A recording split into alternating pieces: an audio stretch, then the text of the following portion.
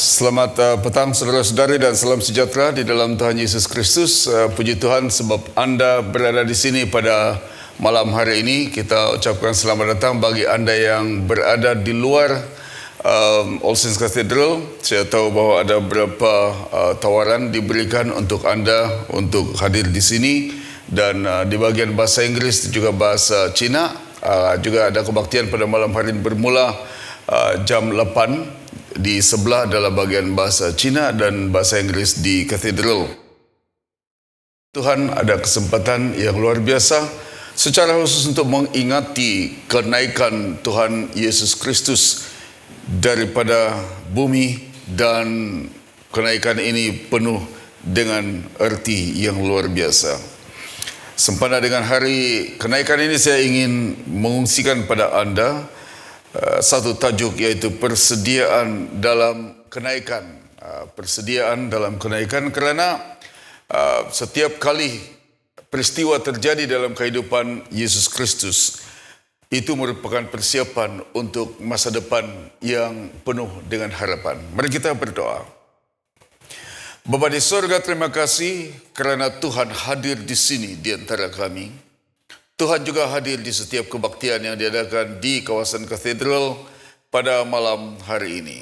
Kami bersyukur kerana Tuhan berbicara secara khusus, baik sebagai individu maupun sebagai satu kumpulan.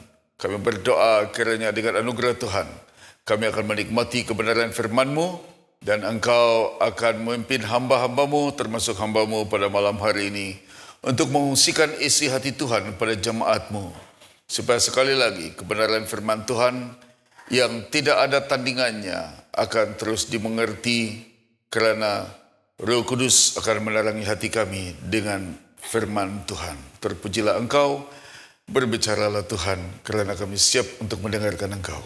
Dalam nama Tuhan Yesus Kristus kami berdoa. Amin. Persediaan dalam kenaikan. Saudara-saudara yang dikasihi di dalam Tuhan Yesus Kristus, Yesus yang kita percaya ini adalah Yesus yang telah lahir, telah mati di atas kayu salib, telah bangkit daripada kematian, telah naik ke surga, dan berjanji akan datang kembali. Ini adalah Yesus yang telah dipersembahkan dari surga, yang disebut dalam Alkitab.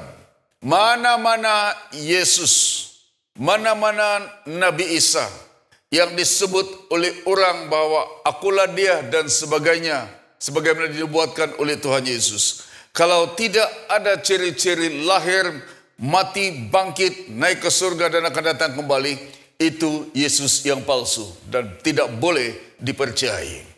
Sebab itu penting untuk mengerti cara hidup Tuhan Yesus dan laluan-laluan yang telah dilalui, yang peringkat-peringkat yang juga telah dialami oleh Yesus Kristus. Semua nubuatan mengenai Yesus Kristus di Perjanjian Lama, khususnya kedatangan Yesus Kristus yang pertama, telah digenapi, termasuk kematiannya. Juga di dalam kebangkitan Yesus Kristus telah pun dipenuhi, digenapi. Kenaikannya ke surga juga telah digenapi. Ada satu lagi nubuatan mengenai Yesus Kristus yang belum digenapi, yaitu kedatangan Yesus Kristus yang kedua kali. Dan saya percaya bahwa kalau Yesus telah menyatakan kebenaran yang tidak boleh disangkal oleh sesiapa, yang menyatakan bahwa Yesus telah datang dan segala nubuatan mengenai Yesus Kristus di bahagian pertama hidupnya datang dan telah digenapi, saya percaya bahwa nubuatan mengenai kedatangan Yesus Kristus yang kedua kali yang tercatat dalam firman Tuhan ini juga adalah suatu kebenaran yang tidak boleh disangkal oleh sesiapa. Kalau Anda telah percaya kepada Yesus Kristus yang telah lahir, yang telah mati di atas kayu salib, yang telah bangkit daripada kematian, yang telah naik ke surga, Anda dan saya harus percaya Yesus yang akan datang kembali juga. Kalau tidak, Yesus yang kita percaya itu, kalau kurang daripada kriteria ini, itu bukan Yesus yang sebenarnya. Itu hanya Yesus yang palsu. Yesus yang menyamar seperti Yesus tapi bukan dia. Dan sebab itu dalam kehidupan setiap hari kita harus berhati-hati dengan semua tawaran-tawaran pengetahuan dunia yang menyatakan bahwa inilah Yesus yang sebenarnya. Inilah pengajaran Yesus yang sebenarnya. Kita harus memeriksa dan firman Tuhan berkata kita harus menguji setiap roh supaya kita akan tahu bahwa itu adalah kebenaran ataupun sebaliknya.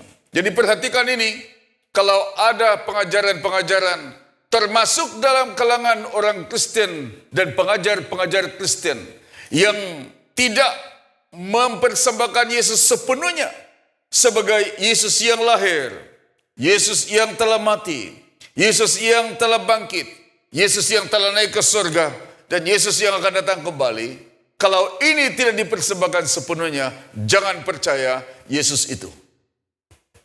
Karena bila kita melihat firman Tuhan, semua ini, package ini ada di dalam kehidupan Yesus Kristus yang telah pun datang ke dunia ini dan akan datang kembali. Kita hidup di antara dua kedatangan. Kedatangan Yesus yang pertama dan kedatangan Yesus yang kedua kali. Dan kita hanya ada peluang untuk percaya, mengambil keputusan yang tepat selepas kita lahir ke dalam dunia dan sebelum kita meninggal dunia. Itu sahajalah yang kita ada. Usia itu sahajalah yang Tuhan telah berikan kepada kita, termasuk ketika Anda sedang bernafas pada malam hari ini. Ini adalah kesempatan yang diberikan oleh Tuhan untuk saudara-saudari dan saya. Selagi keranda belum ditutup, masih ada peluang untuk kembali kepada Tuhan Yesus Kristus. Selagi kesempatan dan zaman anugerah belum berlalu seperti sekarang ini, selagi itu ada kesempatan yang telah diberikan oleh Tuhan. Anggaplah kesabaran Tuhan sebagai anugerah bagi Anda dan saya untuk mengambil keputusan yang tepat untuk mempersembahkan hidup Anda semula kepada Yesus Kristus yang bukan saja lahir, mati, bangkit, tapi juga yang telah naik ke surga dan akan datang kembali. Karena waktunya akan berlalu. Bila mana zaman anugerah sudah berlalu, tangisan air mata darah sekalipun, pertobatan yang paling murni sekalipun, tidak akan menyelamatkan kita lagi untuk bersama dengan Tuhan bila waktunya telah tiba. Saudara yang dikasihi di dalam Yesus Kristus. Sebab itu tindakan dan firman Tuhan Yesus Kristus ini tidak pernah terlepas daripada apa yang saya panggil situasi masa kini dan masa hadapan. Sama ada alam yang kelihatan maupun yang tidak kelihatan. Tindakan dan firman Tuhan itu sentiasa ada hubung kaitnya, ada keterlibatannya. Kenaikan Yesus Kristus ke surga adalah persediaan masa hadapan untuk semua. Mengapa? Sebab telah dilalui dari zaman dahulu tentang kelahiran, kematian, dan kebangkitannya. Dan setiap kali hal itu terjadi, setiap kali nubuatan-nubuatan telah diberikan di perjanjian lama mengenai Yesus Kristus dan digenapi di dalam perjanjian baru, menunjukkan bahwa akan ada persiapan untuk masa hadapan. Setiap kali pengalaman yang kita ada pada hari ini adalah sebagai persiapan untuk masa akan datang. 2 hari ini kami telah punya kesempatan untuk menemuduga calon-calon pentabisan, calon-calon lesin pastor, calon-calon yang akan bersekolah. 2 hari dari kemarin sampai hari ini. Dan salah satu perkara yang kami tekankan adalah bahwa setiap kali Anda mengalami cabaran-cabaran tertentu, setiap kali Anda mengalami situasi yang mungkin Anda tidak suka dalam kehidupan Anda, anggap itu sebagai persiapan untuk masa depan Anda. Karena suatu hari, bila Anda akan menoleh ke belakang dan melihat semula bagaimana Tuhan bekerja setakat ini dalam kehidupan Anda akan dapat menyadari bagaimana Tuhan begitu setia dari permulaan dan bersama dengan Anda untuk mempersiapkan Anda di mana Anda sedang berada pada waktu ini. Saudara-saudara yang dikasihi di dalam Tuhan Yesus Kristus, kenaikan Yesus Kristus adalah persiapan untuk masa depan. Dan saya ingin mengungsikan kepada Anda 3 jenis persediaan untuk masa depan. Yang pertama adalah persediaan untuk penyelamatan. Di dalam Injil Yohanes pasal 14 ayat 1 dan 2 berbunyi, "Janganlah gelisah hatimu, percayalah kepada Allah, percayalah juga kepadaku. Di rumah Bapakku banyak tempat tinggal. Jika tidak demikian, tentu aku mengatakannya kepadamu. Sebab aku pergi ke situ untuk menyediakan tempat bagimu." Dan ayat 3, "Dan apabila aku telah pergi ke situ dan telah menyediakan tempat bagimu, aku akan datang kembali dan membawa kamu ke tempatku, supaya di tempat di mana aku berada, kamu pun berada," kata Yesus Kristus.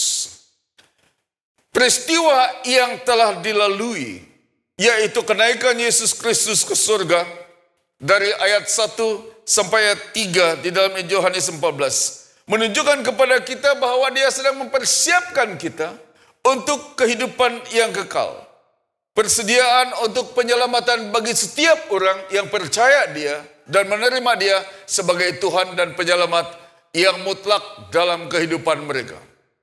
Masalah hari ini adalah karena ramai orang yang hanya mau menerima Yesus Kristus sebagai penyelamat mereka, supaya mereka diselamatkan daripada dosa dan hukuman, supaya mereka diselamatkan daripada kematian dan kutuk, supaya mereka diselamatkan daripada semua perkara-perkara yang mungkin akan menimpa mereka.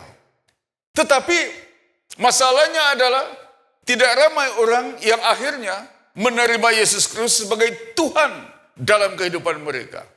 Boleh menerimanya sebagai penyelamat, boleh menerimanya sebagai juru selamat dalam kehidupan mereka karena mau diselamatkan. Tetapi apabila sudah menjadi orang percaya, susah untuk menjadikan Yesus Kristus sebagai bos atau ketua dalam kehidupan mereka, itu sebagai Tuhan dalam kehidupan mereka.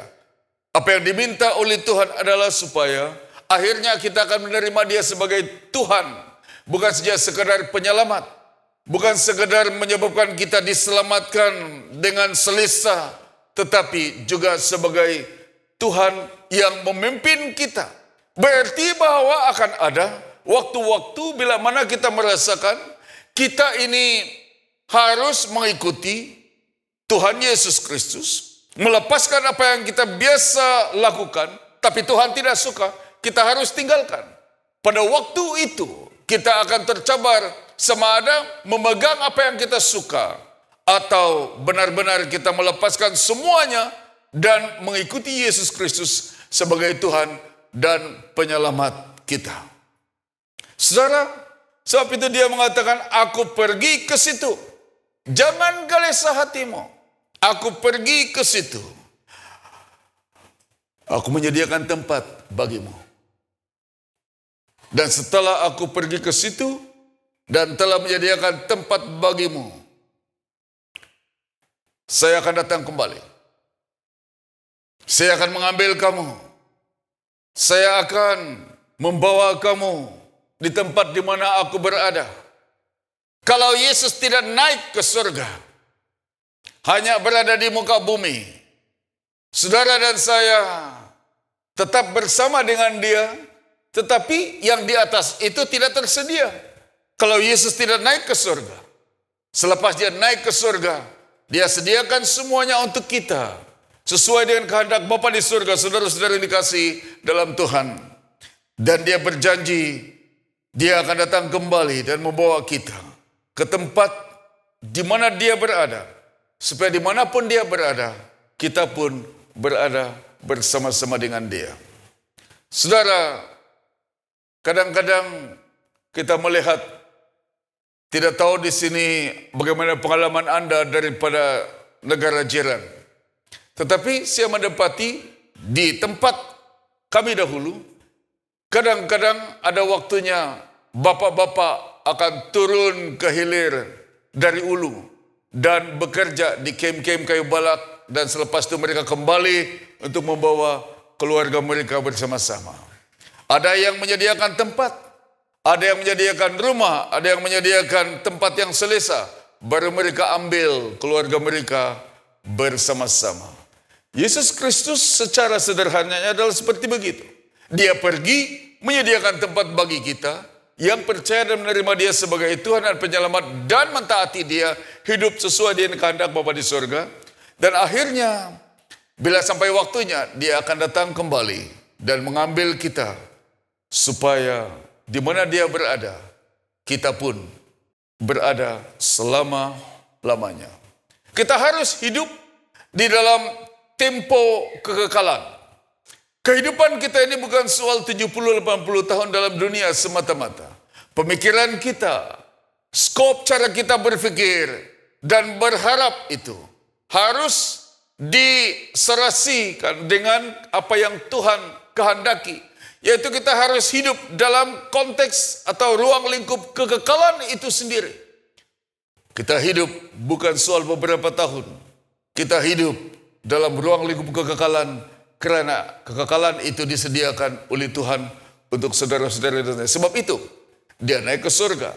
Kalau tidak, maka hidup yang kita harapkan pada masa depan adalah sesuatu yang hanya pikiran manusia. Tapi ini Tuhan Yesus yang berkata, aku pergi ke situ, menyediakan tempat bagi kamu. Bila sudah tersedia, aku akan datang kembali dan ambil kamu. Supaya di tempat di mana aku berada, kamu pun berada, kata Yesus Kristus. Ini adalah persediaan. Kenaikan Yesus Kristus ke surga adalah persediaan untuk penyelamatan. Persediaan yang kedua adalah persediaan untuk pengupayaan. Ini adalah suatu perkara yang penting di dalam Kisah Para Rasul, pasal 1 ayat yang ke-8. Dikatakan, tetapi kamu akan menerima kuasa kalau Roh Kudus turun ke atas kamu. Dan kamu akan menjadi saksiku di Yerusalem dan di seluruh Yudea dan Samaria dan sampai ke ujung bumi. Kalau Yesus tidak naik ke surga, Roh Kudus tidak diturunkan kepada gerejanya. Dia harus naik ke surga supaya keterbatasan fisikalnya untuk berjalan dari satu tempat ke tempat yang lain akan dapat diatasi karena kehadiran Tuhan oleh kuat kuasa Roh Kudus akan berada di mana-mana bila dia naik ke surga. Sebab itu, bila dia telah naik ke surga, Roh Kudus diturunkan, dia telah memberitahu janji Bapa ini adalah janji yang mengupayakan, empowering, yang memberikan kita kuasa.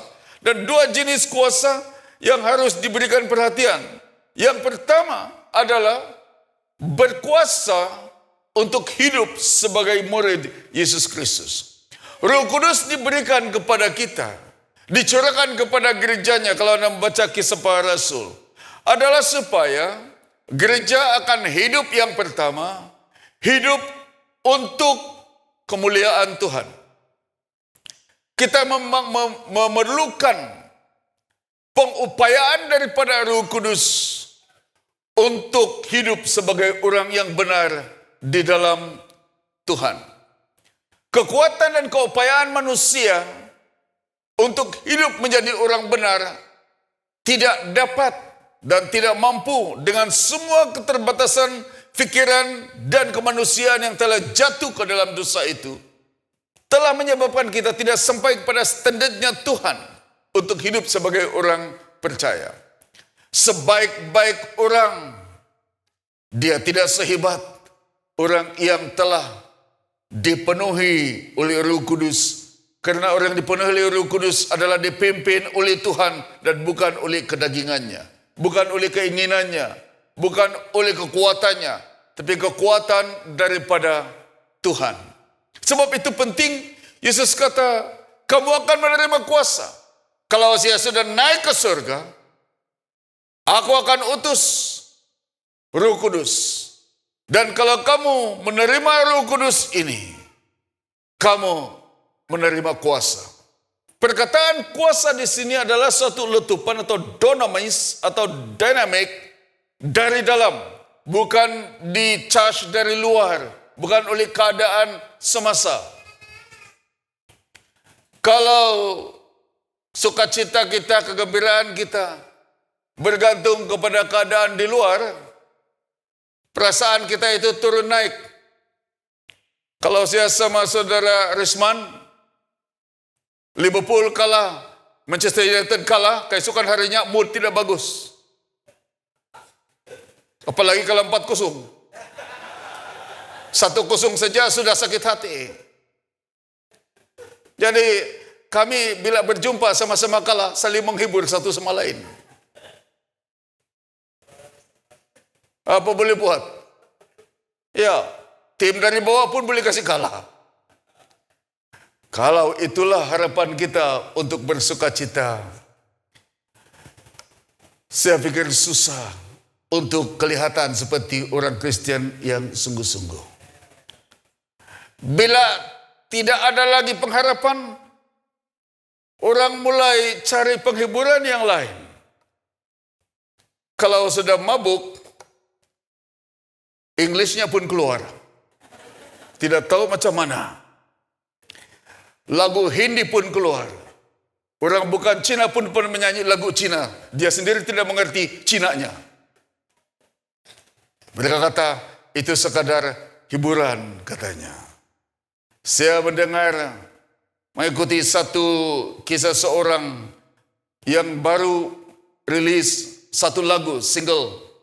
Dan dia menegur, bapak-bapak tabiatnya lain-lain, kuat mengurat. Ya, kamu tahu juga itu kan? Dan penyanyi ini disumpah, mudah-mudahan, kata itu orang dalam, nanti kau pun kena curang juga, katanya. Sampai dia harus buat YouTube, bercakap untuk memberitahu si angkol itu. Mengapa demikian? Karena adanya hiburan yang lain daripada Tuhan Yesus, bergantung kepada apa yang ada di luar. Bagaimana hidup menjadi orang Kristen kalau sekadar mengikuti mood yang ada di sekitar kita. Tapi kalau Roh Kudus ada dalam setiap orang, keadaan apapun dia akan alami, dia boleh mampu untuk hidup sebagai orang Kristen yang penuh dengan kuasa daripada Tuhan. Hidup untuk kemuliaan Tuhan. Ada satu cerita tentang seorang pengkhotbah dengan seorang makcik. Makcik ini di Scotland. Dia sudahlah tempatnya sejuk. Dia pun tidak ada selimut tebal-tebal. Dia duduk di bagian depan sekali. Setiap kali berkhotbah, pengkhotbah ini berkhotbah dan itu makcik itu tersentuh hatinya. Dia kata, amin, haleluya, dia kata. Pengkhotbah itu rasa macam terganggu. Satu hari, ini nakal juga kita punya pendeta ini. Dia melawat makcik ini. Dia kata, makcik, saya mau terus terang. Setiap kali saya berkhotbah, makcik ganggu saya dengan haleluya, puji Tuhan. Dia kata, oh, kalau hati saya tersentuh, saya tidak boleh simpan-simpan. Saya harus kata, haleluya, puji Tuhan. Bolehkah kita buat perjanjian? Dia kata, saya beli selimut panas tebal untuk makcik, tapi dengan syarat, kalau saya khotbah, diam-diam.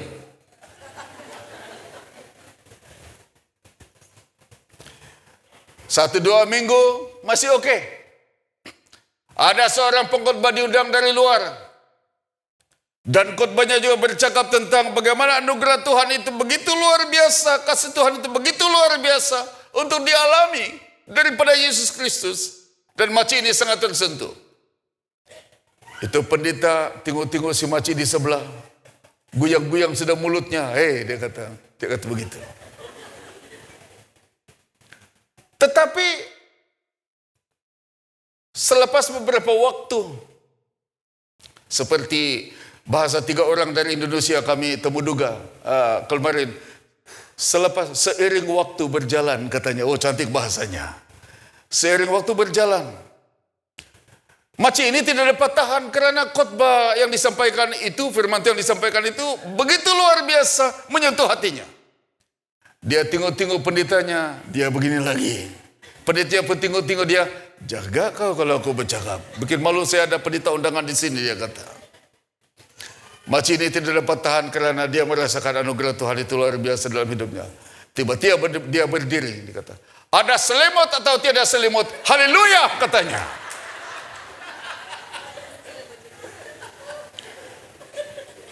Kenapa dia sampai kepada tahap begitu? Sebab kuasa hidup sebagai orang Kristen tidak bergantung kepada keadaan di luar, termasuk selimut kain panas itu.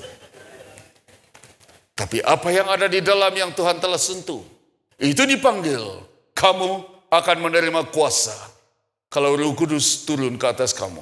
Dan ini hanya berlaku bila Yesus naik ke surga, baru dia boleh turunkan Roh Kudus kepada kita. Yang kedua, mengapa dia harus bercakap tentang kuasa? Bukan saja kuasa untuk hidup sebagai orang Kristen yang sejati, tapi juga sebagai orang yang memiliki kuasa untuk bersaksi. Semua kata kuasa untuk bersaksi. Kuasa untuk bersaksi. Dia kata kamu akan menjadi saksi. Saksiku mulai daripada Yerusalem, di seluruh Yudea dan Samaria, sampai ke ujung bumi. Kalau Anda melihat geografi tempat-tempat yang disebut ini, bermula daripada satu kota seperti kota Kinabalu, sampai kepada bahagian yang lebih besar, lingkungan lebih besar, sampai ke ujung bumi. Bermaksud bahwa kuasa daripada Roh Kudus yang diturunkan itu, yang kita sambut nanti hari Pentakosta pada minggu hadapan itu, saudara-saudari, berbicara mengenai pengupayaan dari dalam untuk bersaksi. Gereja yang dipimpin oleh Roh Kudus dan diupayakan oleh Roh Kudus tidak pernah membosankan. Pasti akan ada sesuatu yang baru yang datang daripada Tuhan untuk mengupayakan gereja yang demikian. Sebab itu penting supaya jemaat terbuka kepada pimpinan Roh Kudus, kedatangan Roh Kudus, pengupayaan daripada Roh Kudus. Saudara yang dikasihi dalam Tuhan, di sini dikatakan, kamu akan menerima kuasa kalau Roh Kudus turun ke atas kamu. Dan yang kedua ini, kamu akan menjadi saksi. Dan ini akan diurai lebih banyak, lebih luas pada minggu akan datang bila kita berbicara tentang pekerjaan Roh Kudus. Saudara-saudara yang dikasihi dalam Tuhan Yesus Kristus, semua ini terjadi karena kenaikan Yesus Kristus ke surga. Dan ini sebahagian daripada seluruh persiapan masa depan gereja itu sendiri. Kalau kita membaca kehidupan gereja di dalam Kisah Para Rasul, Roh Kudus menjadi pengarah misi, Roh Kudus menjadi pengupaya yang luar biasa kepada jemaat. Roh Kudus juga yang akan menyatu padukan jemaat itu sendiri untuk bergerak bersama-sama. Saudara yang dikasihi dalam Tuhan Yesus Kristus, semua itu adalah kerana kedatangan, kenaikan Yesus Kristus ke surga adalah untuk persediaan pengupayaan daripada Tuhan oleh kuat kuasa Roh Kudus. Yang ketiga adalah berbicara mengenai persediaan untuk penghakiman. Dalam Kisah Para Rasul pasal 1 ayat 9 sampai ayat 11. Sesudah ia mengatakan demikian, terangkatlah ia disaksikan oleh mereka, dan awan menutupnya dari pandangan mereka. Ketika mereka sedang menatap ke langit, waktu ia naik itu, tiba-tiba berdirilah dua orang berpakaian putih dekat mereka dan berkata kepada mereka, Hai orang-orang Galilea, mengapakah kamu berdiri melihat ke langit? Yesus ini yang terangkat ke surga, meninggalkan kamu, akan datang kembali dengan cara yang sama seperti kamu melihat dia naik ke surga.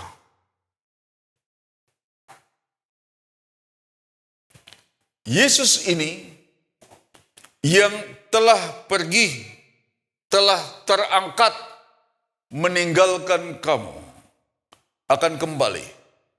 Sama seperti kamu melihat dia naik ke surga. Ini bukan macam Doraemon yang ada kipas di atas itu. Perlahan-lahan naik. Kenapa dia tidak suka datang di Malaysia? Kuisnya, kenapa Doraemon tidak suka datang di Malaysia? Dia kata, sebab ada giant di sini, dia kata. Itu supermarket yang dulu-dulu itu. Saudara-saudara yang dikasihi dalam Tuhan Yesus Kristus. Itu bukan jenis yang ada kipas-kipas itu. Kalau ada rambut, susah lagi. Saya sama Ronald ngamlah ada kipas-kipas.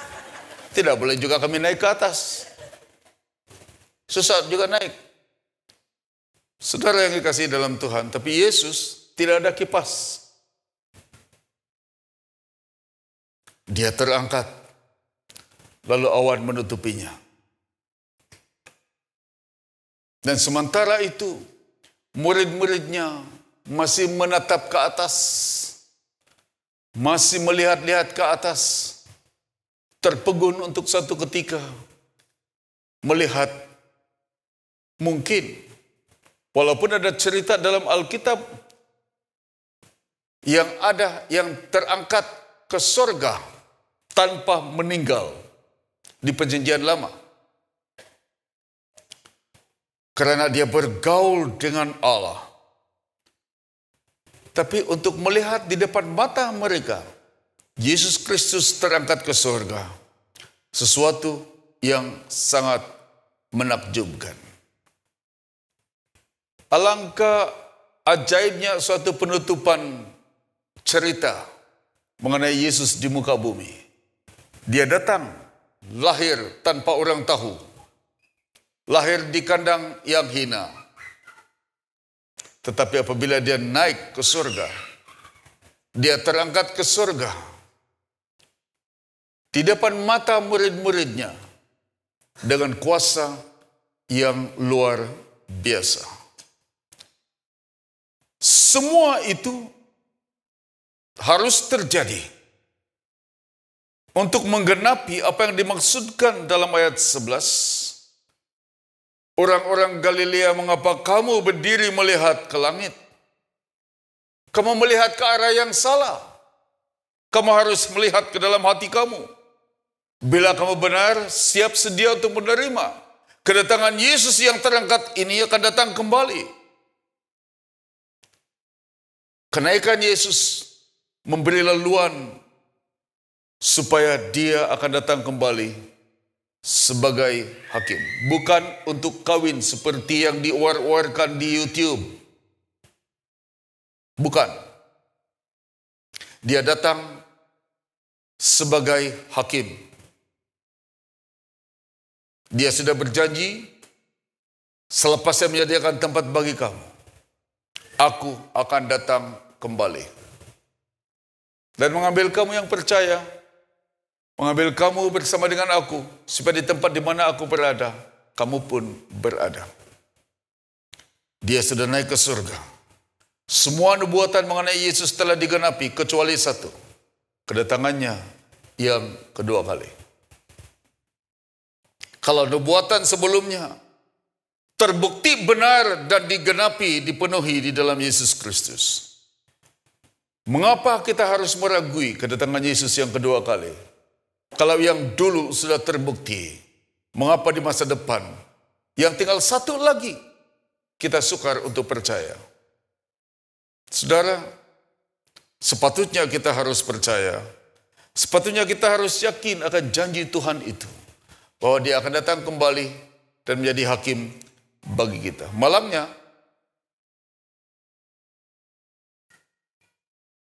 bila dia datang, doa yang paling kudus sekalipun, pertobatan yang paling murni sekalipun, penyerahan yang paling dalam sekalipun, tidak berguna lagi bila pada waktu itu Yesus datang sebagai hakim.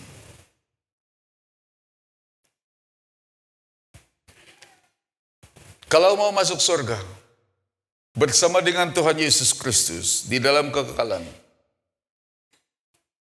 harus diputuskan sementara kita hidup dalam dunia. Bukan tunggu sampai di sana main timbang-timbang. Bukan tunggu di sana masih boleh orang dibawa mendoakan kita. Bukan. Doa di bumi tidak akan menyelamatkan roh-roh yang bakal dihukum dan diadili.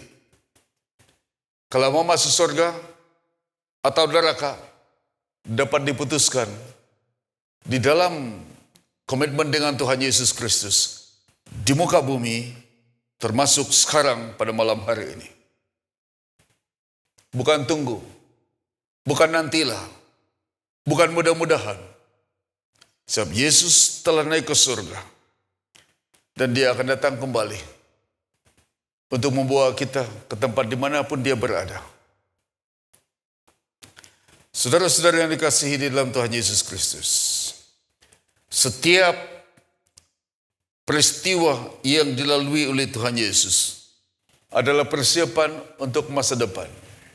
Setiap peristiwa yang Anda lalui pada hari ini adalah persiapan untuk Anda pada masa akan datang.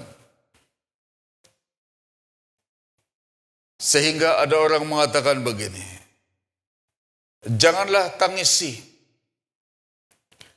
matahari yang terbenam, karena air matamu akan menghalang engkau untuk melihat bintang-bintang yang gemerlapan nanti. Jangan tangisi peristiwa-peristiwa yang telah berlalu. Mungkin itu baik dan engkau mau melihatnya kembali. Karena tangisan dan air mata Anda, hati Anda akan menutupi perkara-perkara yang Tuhan ingin nyatakan pada masa depan Anda. Untuk kebaikan Anda dan kemuliaan Tuhan. Saudara, Yesus telah naik ke surga. Dia telah menyediakan tempat keselamatan bagi kita. Dia telah naik ke surga dan dia telah menyediakan pengupayaan di dalam kuasa Roh Kudus. Dia telah naik ke surga dan dia telah bersiap sedia juga untuk penghakiman bila dia kembali kedua kali.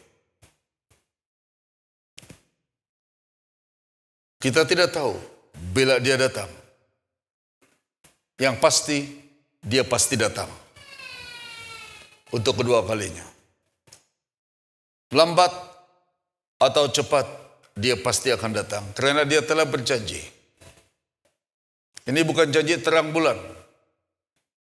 Ini bukan janji pilihan raya.